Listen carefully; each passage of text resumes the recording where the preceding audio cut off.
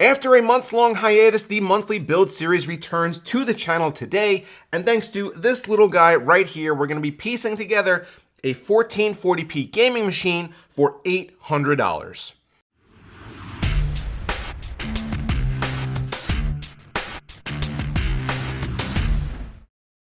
Enermex has gone all white with their special edition Lictech 2360 cooler, featuring a redesigned copper baseplate for full coverage of all mainstream Intel and AMD CPUs, and a new pump top with addressable RGB effects all around. The Lictech 2 sports a TDP rating of 500 watts and is well equipped to handle even the toughest thermal load. To get your hands on a special edition white Lictech 2, check out the link in the video description to learn more. Here's a little behind the curtain info for you guys. My videos are planned well in advance, and with monthly build videos, that means not only simply putting one of these projects on the calendar, but also figuring out what hardware is going to go in it. For February 2019, I had been planning an $800 1440p gaming machine, but up until the launch of the GTX 1660 Ti graphics card, it was proving to be a difficult task. Shoehorning in an RTX 2060, which is a $350 to $370 GPU, meant that in order to hit our price target, I had to make a lot of compromises in areas that would have a serious impact on future upgradability, cooling, and even performance. I was having to rock with a stock CPU cooler, cheap memory that wasn't as fast as I wanted, and a motherboard that likely would limit our options in the future and had poor overclocking support. Don't get me wrong, building a system for $800 and including an RTX 2060 is doable, but for these videos, I typically prefer to provide you with a solid, well-rounded performer as well as a clear upgrade path for the future. So let's briefly chat about what's making this video possible in its current form, the new GTX, not RTX, 1660 Ti. Awful naming scheme aside, the 1660 Ti is, for all intents and purposes, an RTX 2060 without all the glittery extras. Still sporting 6 gigs of GDDR6 memory, it has a few less CUDA cores at 1536 total, and generally will perform about 10% slower than its big brother. But the main difference is the lack of Tensor and RT cores on the package. This means that you won't be able to ray trace all the things if you buy one, but let's be honest, most people spending sub $300 on a GPU are probably doing so with full knowledge that cranking up every setting in every game just won't be possible, at least for now. When it comes down to it, the fact that the 1660 Ti costs about $100 less than most RTX 2060s is absolutely huge, and you're talking 30% less expensive for only a 10% loss in performance. Not to mention that with an MSRP of $279, the 1660 Ti basically invalidates the recently introduced AMD RX 590 as a product altogether, especially since now both can take advantage of FreeSync monitors. Enough about the GPU though, let's run down the rest of our system here on the table. We'll be building in the awesomely budget-friendly Phanteks P300, a smaller ATX tower that still has a nice tempered glass side panel and plenty of room for all of our components with a builder-friendly layout. I was considering trying out the newer P350X, but the P300 can regularly be had for $50, and for a budget system, that's hard to beat. The CPU I'd really like to recommend here is the Ryzen 5 2600. At around $160, nothing else on the market even comes close. And the stock cooler it comes with, well, not being fantastic, is certainly good enough to get you up and running. 6 cores and 12 threads with good gaming performance for this cheap was a pipe dream even 3 years ago, and now it's just basically the norm. For motherboard, we'll be using the MSI B450 Tomahawk, which by this time you might be sick of hearing about, as it's the consensus best budget AMD motherboard on the market. At only $115, it can handle a 4, 6, or 8 core chip. It has a strong VRM for good power delivery and decent overclocks. It has some RGB effects, and it looks pretty good too. When building with Ryzen, it's important to use memory that's 3000 speed or higher, especially for gaming. One of the first memory kits to be certified for this platform was Corsair's Vengeance LPX, these guys right down here. They're not flashy, but with low profile black heat spreaders, they fit in basically every system, both physically and aesthetically, without any issue, and they'll hit their rated speed without a problem. Storage and power are very flexible for a build like this and don't impact performance in any meaningful way.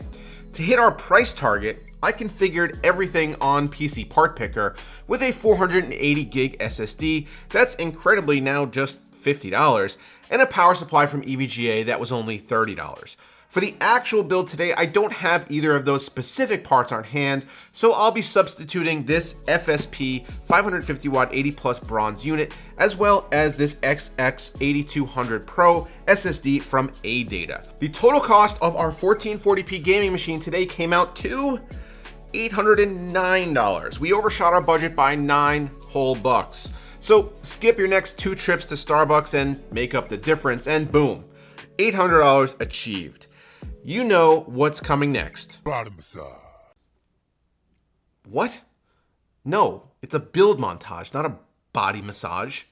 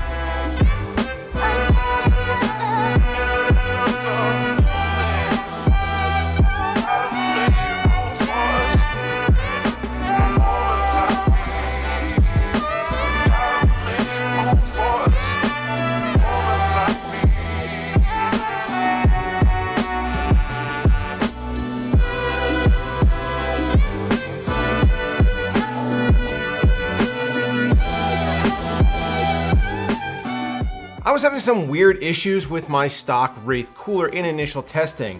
I think something is jamming up the fan because it wasn't spinning freely. So instead of spending a bunch of time trying to diagnose, I just instead popped on the Cooler Master Hyper 212 Black Edition cooler. This doesn't fit within our budget and, to be clear, is not a necessity, but it does look a whole hell of a lot better, and it does also provide us with better cooling capacity and allow for some better overclocks. It'll also work great if we decide to upgrade to an 8-core chip down the line. Now, you'll also probably have noticed that I did not use the FSP power supply here. Instead, I went with a Cooler Master Masterwatt 550. Same power rating, and there's nothing wrong with the FSP power supply at all. It's just that when I had opened the box, I had completely forgotten that the cables are all, multicolored ketchup and mustard nonsense, and I really just wanted something a little more neat looking. And to be honest, today you can buy budget power supplies with all black cabling without any kind of an issue, so I think that this change is not really going to affect anything. The build process inside of the Phanteks P300, especially for a budget, not really all that complicated system like this, is fabulous. I didn't run into a single issue. The cable management space around back is great. There's an entire channel towards the front where you route your 24-pin and your front panel connectors. The white and black color scheme really came out looking great, especially with these small color accents like this one down here and the one on the fan and behind the motherboard. And I really couldn't have asked for anything more here. The only thing that I might have a little bit of concern about is that there are no fans in the front for intake. So if this is something that I was going to be building or recommending to somebody, I probably would say probably best to pick up 1 or 2 more fans just to throw at the front of that case, just to make sure that you get some decent airflow through here. But temperature testing will be coming very soon, so you guys will see the actual results with the system as is. You'll also probably notice that there were no performance graphs this time around, as we usually do in these kinds of videos. That's because instead of just telling you what kind of gaming results I got, I want to show you. Unfortunately, that means we're going to have to split this up into a second video where we walk through several popular games and see what kind of settings you need to use to achieve 60 frames per second at 1440p with the new 1660 Ti. I think this will be actually more useful to people than just kind of throwing numbers at the screen. Plus that way I get to play some games, which is something that I'd never really get to do. So get subscribed so you don't miss that upcoming video. And as always, guys, thanks for watching. Hope you enjoyed our monthly build series for February 2019.